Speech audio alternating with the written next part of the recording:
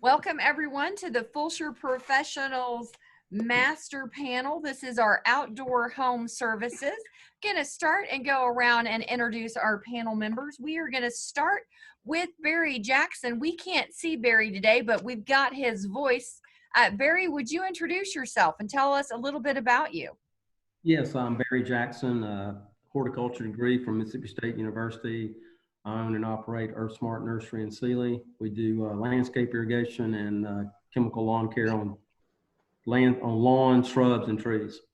Okay, and then we're gonna go over to Jeremy. Jeremy Davis with Mosquito Hunters, actually from West Point, an Army veteran. Served combat time in Iraq, got out, went into project management and construction and then oil and gas. And now I'm here to help you take back your yard from mosquitoes, fleas, and ticks. Different type of battle. Okay, Russell Baker. Russel of Rafter Integrated Pest Management, the general pest control member. Background of I have a degree in entomology from Texas A&M, where I went to school. I attack pests by trying to figure out what's going on, not just spraying and praying that they go away. Just trying to solve the problem, not just cover it up. Okay, Deanna. I am Deanna Krenek with Gartin Pool and Spa Company. I have a degree in landscape architecture from Texas Tech University, and I have been in the swimming pool business over 28 years. And our office is located in Old Katy. Okay, and then Mr. Martinelli. Aaron Martinelli, Turnbuckle Fencing. I have a degree in management and marketing and military veteran. And we take care of all fencing needs, commercial, residential, custom gates, gate operators, farm fences, ranch fences. We go wherever our customers need us. Okay. So we're going to go around. I want to start with a lot of people are not considered essential right now, and so they're not working. But everybody on the panel, so who is considered essential right now? Jeremy, if you can start with that and tell us why. Yes, we are considered essential because it is home maintenance, prevention, and also it's health consideration or health risk with some of the diseases that mosquitoes, fleas, and ticks can bring. Okay. Russell. Yes, considered essential as well, just for the same reasons. Trying to keep homes and stuff safe. If people are having to stay at home, we got to keep the home safe. Deanna? We are essential as well. We need to keep bodies of water safe and keep the chemicals balanced with the chlorine and the bromine, as that's what kills the virus. Okay, Aaron, are you essential?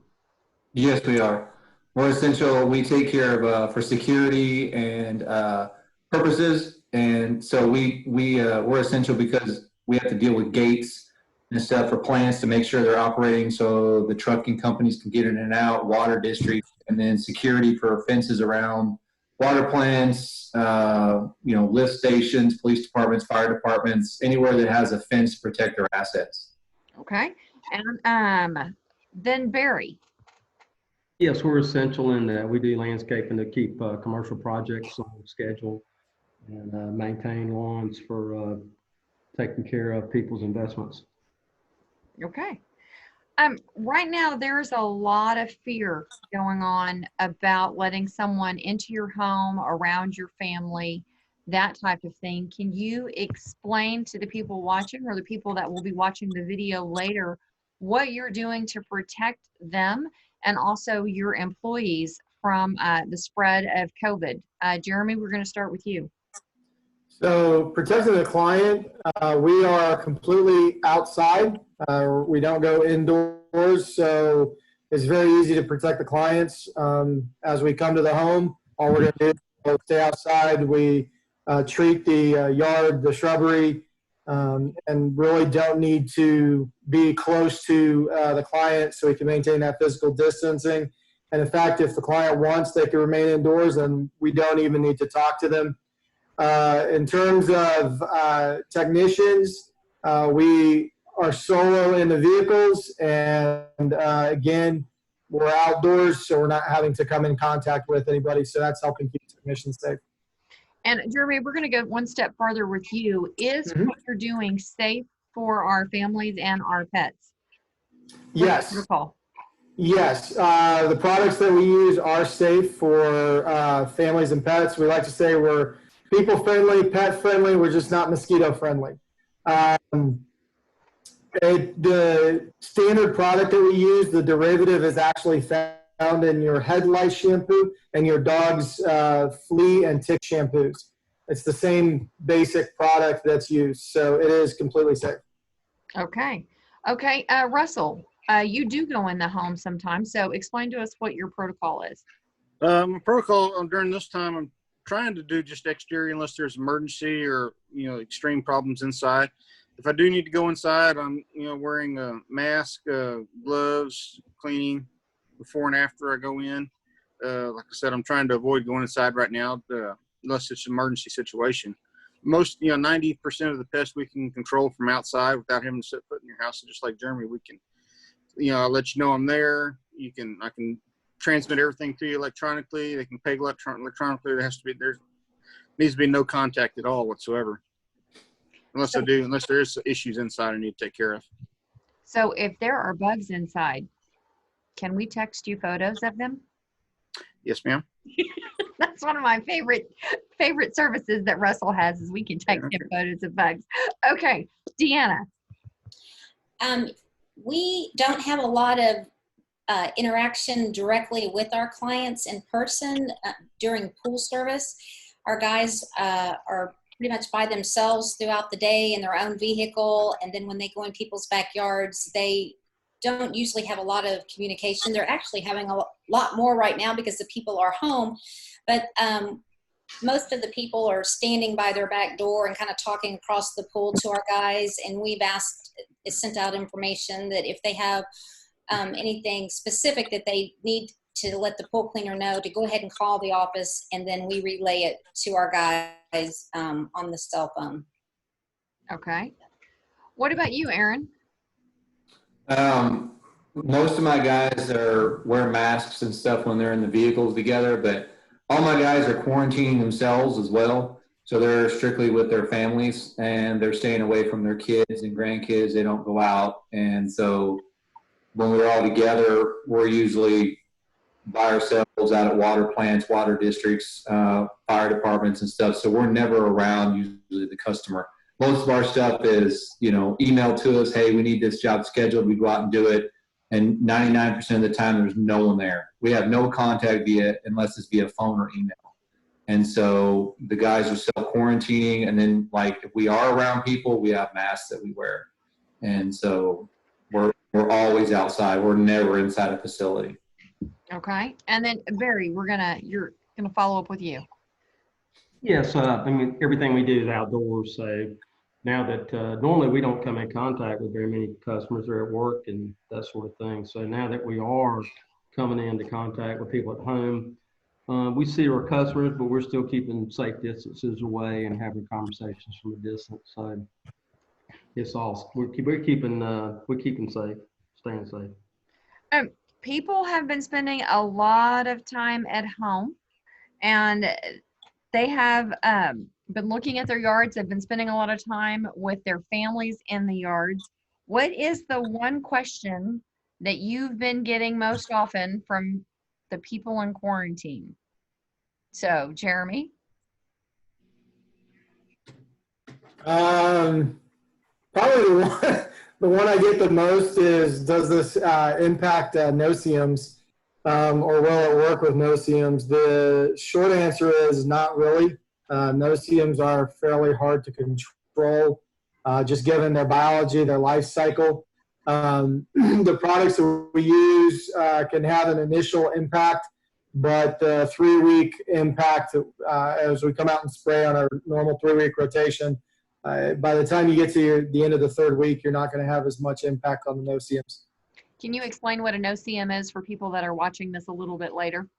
It's the ones that those little bite and annoy you, and some people have really bad allergic reactions. They're not mosquitoes; they're smaller than that. No-see-ums, they're hard to see. That's what the little gnats, though. The little biting gnats. Okay. Yep. Russell, what's the one question that you've been getting the most from people in quarantine? Well, I guess the one, not necessarily a question, just, people are more at home. They're more been cleaning out garages, rooms, doing stuff they hadn't had time to do before. So they're finding more, when they're moving stuff around, they hadn't been moved around maybe since they moved into the house. They're finding places, maybe, a mouse or something been living here. Or, they're seeing more stuff around their house. Since they're spending more time there, they're seeing more. So just getting stuff like that. Are you getting more photos? What? Are you getting more photos? I have people text me pictures all the time. Not just you. Not just, okay, Deanna, what's the question you're getting the most? Mostly we're just getting, are y'all still on schedule? They're looking forward to us coming every week. And they say it's like one of the things that's still normal for them. And they are actually enjoying meeting their pool cleaners because a lot of them don't ever see them. So they'll stand at the back door and talk to them, and they're happy to see a face that with the name that is on the slip every week that is left for them. So for us, they're happy to have a person show up that they could actually talk with out in the yard. And again, just meet whoever's coming in their backyard, because so many of them, we've been coming for years and they've never even seen the guy. Okay. Aaron, what about you? What kind of questions are you getting from all of us quarantine people? The main question we get is, are you still working? And, then the answer to that is yes, we are still working, and we're still out there taking care of stuff. And then the second one is, how do we pay? Because a lot of companies are requiring 100% down or, large amounts up front and stuff like that. So, we just tell them that, our payment structure has changed due to this virus. And so there are some things that have changed, but we are still working. And then the other question we get is, how long out are you? And so we inform them at, this current time or this far out, 3, 4 weeks, 2 weeks, whatever it might be. So. Okay. Barry, what about you? Well, we don't interact a lot with our customers normally anyway. And what we've really been sharing is just general conversations about the situation and that sort of thing. So nothing really on the home front other than them telling me what a great job I've been doing. Okay, that's a great one. For all of the people that are at home and have been looking at projects, what projects in your expertise should they attempt, and which ones should they leave to you? So, Jeremy?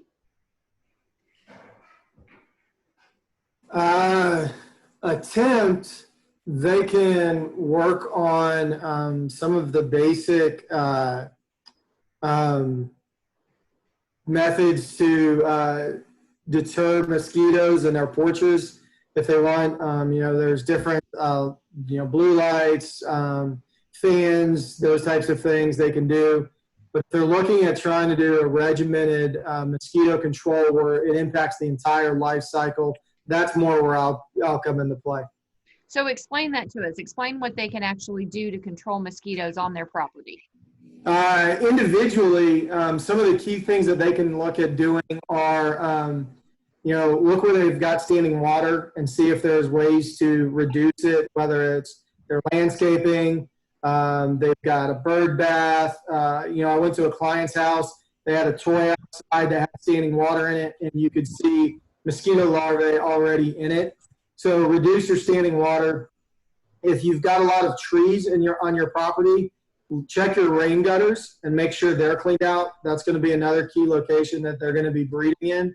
And then if you're on porches a lot, fans actually can help keep mosquitoes out of your porch area, depending on how you place them, because a mosquito actually cannot fly against the fan speed or as fast as in the air. And what about the light that you described? Blue lights can sometimes work. You can buy those at a lot of different stores. Those can work, but again, what you're doing there is you're attracting only the adult mosquito, and it only impacts a certain area or radius near the light. You're not actually controlling the entire life cycle of the mosquito population. So if you're relying on that or relying on other deterrents like what are they called? The tiki torches.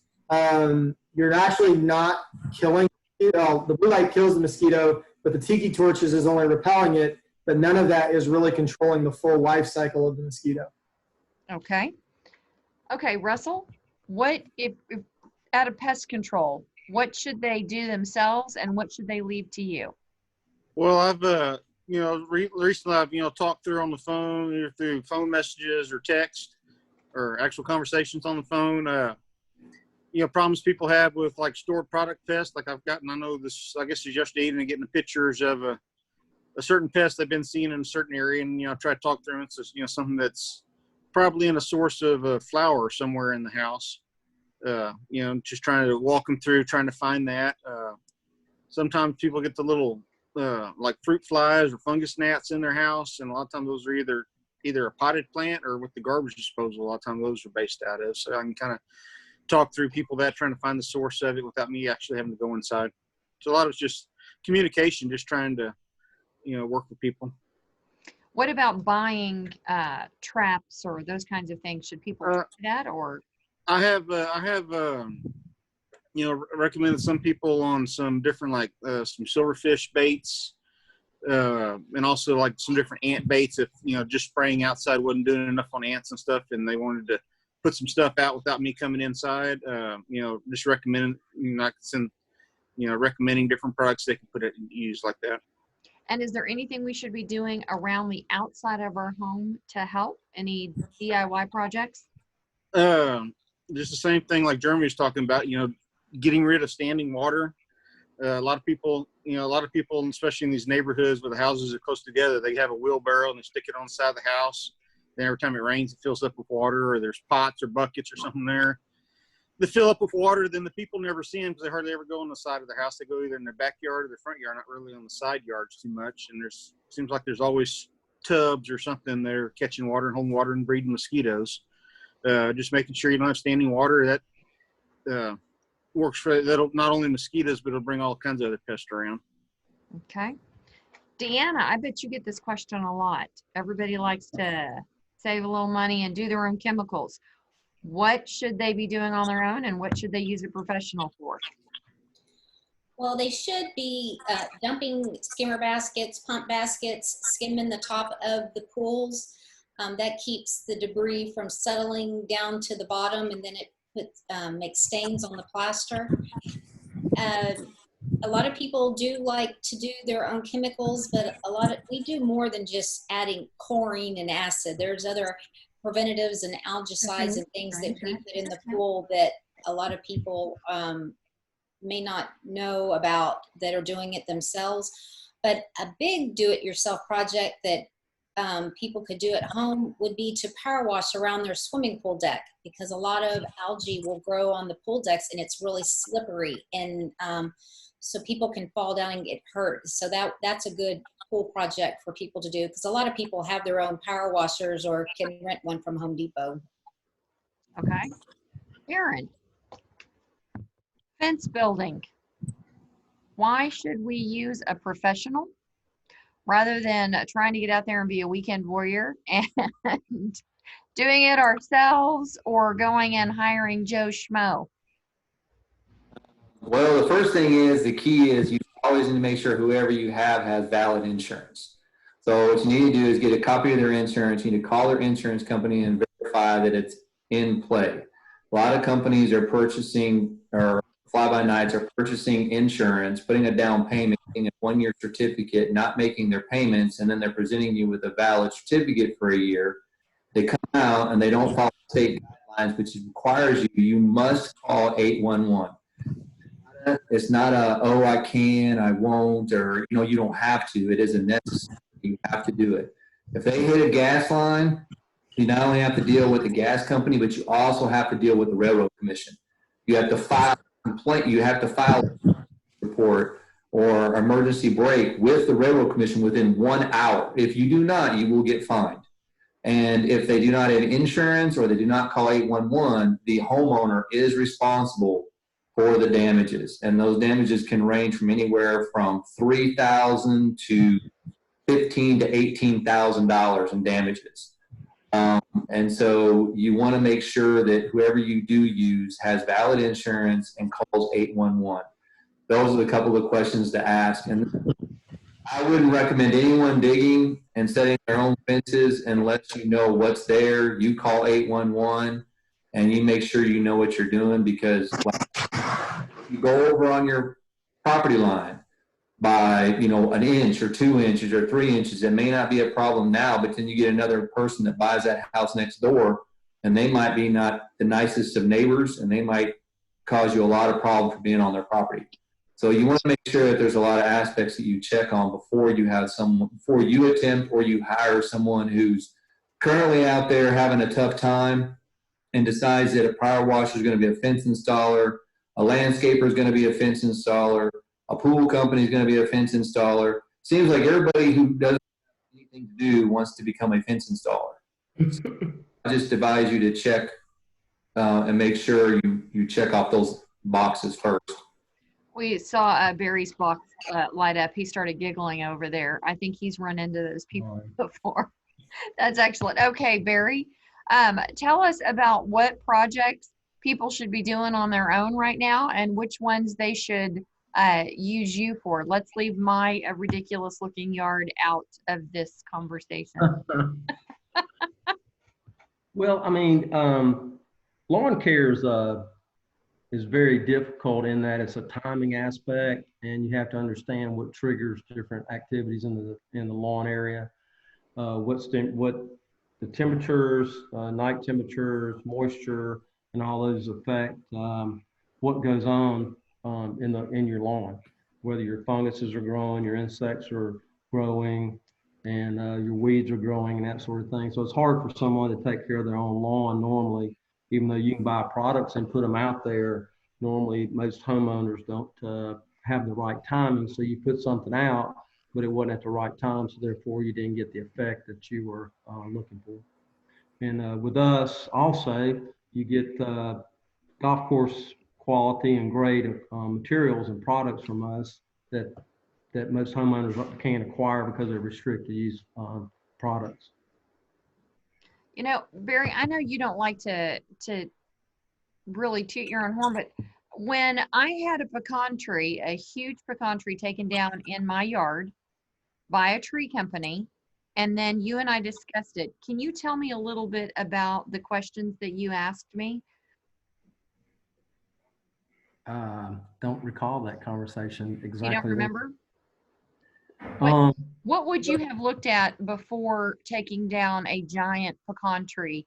Questions that I was not asked by another tree company that charged me thousands of dollars to take down a pecan. Well, yeah, you want to always look at a tree and try to salvage it if you can and restore it without taking it down. I mean, you've already spent the time and the money to grow a tree, and you can't replace that. So you look at different aspects of the tree that's caused the problem, whether it's overwatering, underwatering, damage to the branches, damage to the trunk, and you go in and you can do cavity clean outs and cavity fills that'll protect a tree down the road so that the whole tree doesn't deteriorate and fall over.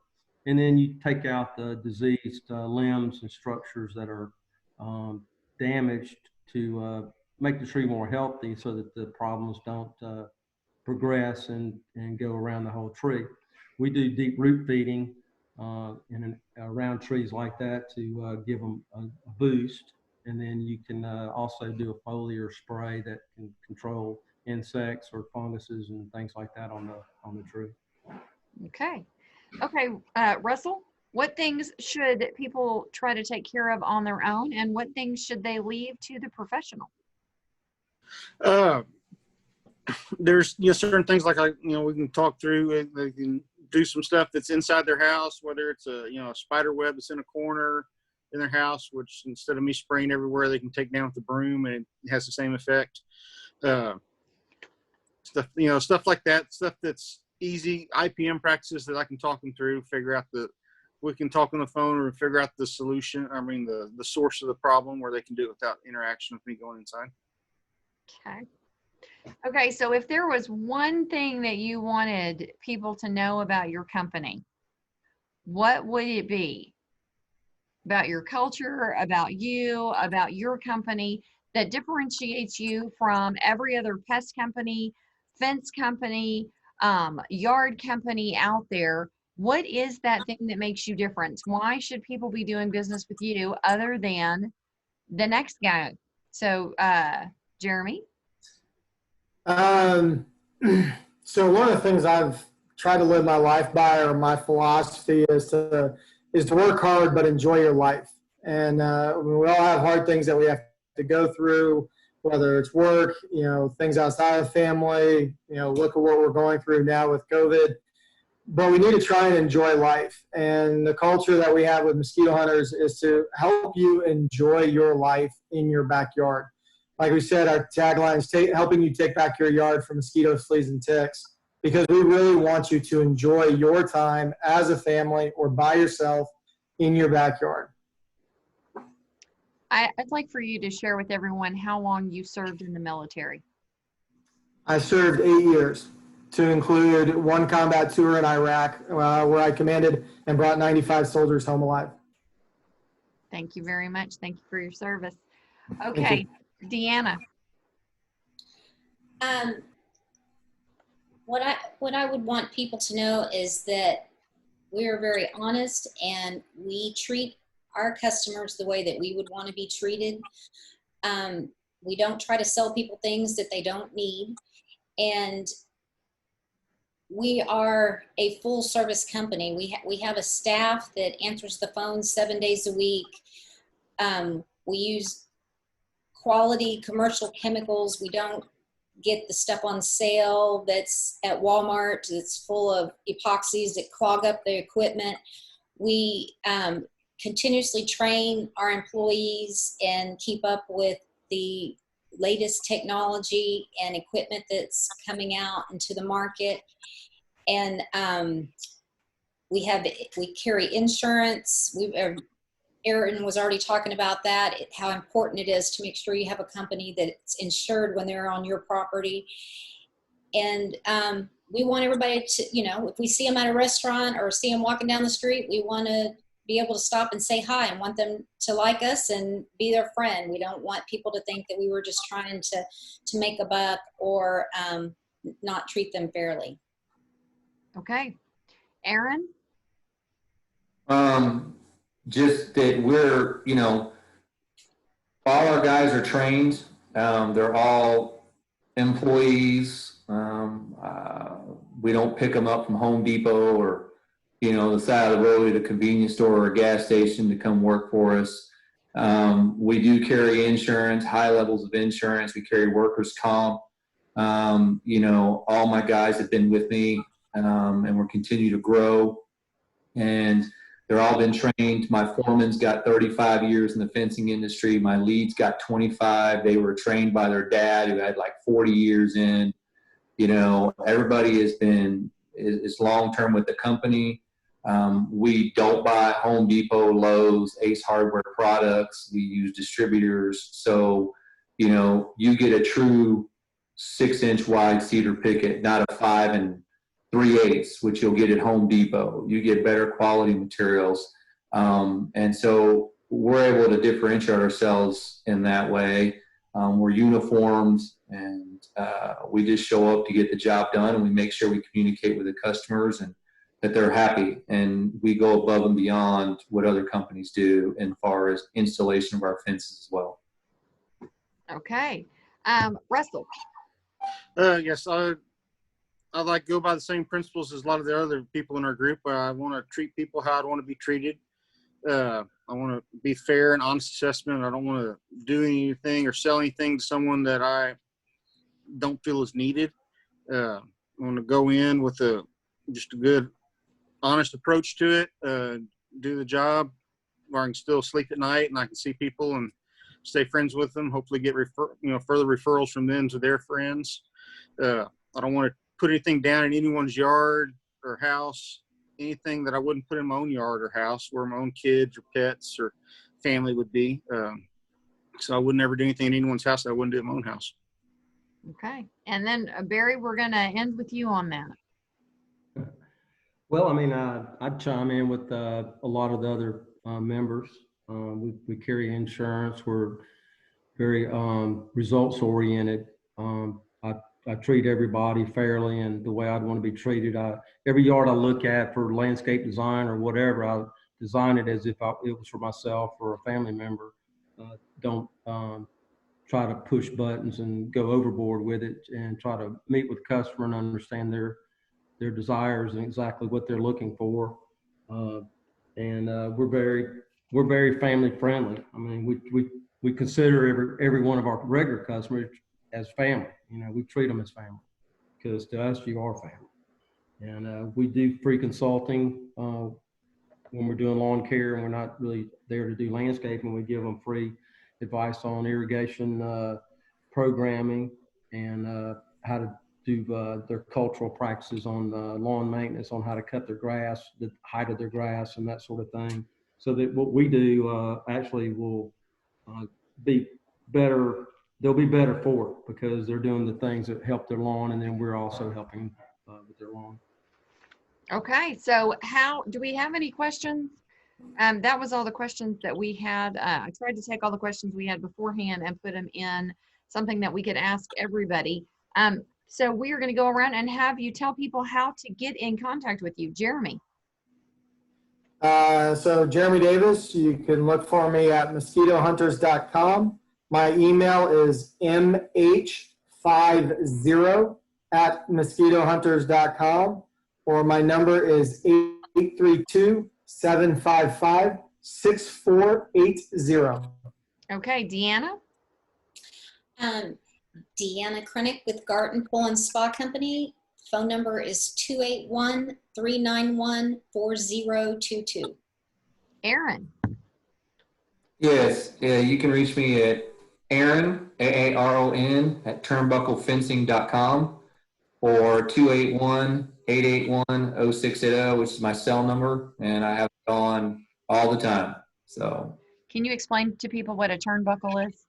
Turnbuckle is a device that you put on a gate that you can adjust to either pull your gate up or bring your gate down to prevent it from sagging or leaning. So that way it opens and closes so your wife doesn't get mad at you when she goes to open the gate and you can't get out. Okay. Barry, what's your contact information? Yes, I'm Barry Jackson at Earthsmart Nursery at yahoo.com. And my phone number is 832-808-5818. Okay, and Russell. The best ways to contact me is my cell phone, which is 832-474-8369, or the information's on the Fulshear Professionals app or website. Our website. And I am Colette Horton. I am the leader of the Fulshear Professionals. This video you can find on FulshearProfessionals.com or Fulshear Professionals Facebook page. We will have more of our expert panels this Thursday or next week, or these will be playing on a loop. So again, Colette Horton, leader of Fulshear Professionals and with LibertyStarMortgage.com. Remember, wash your hands and say your prayers because Jesus and germs are everywhere. Y'all have a great day. Bye.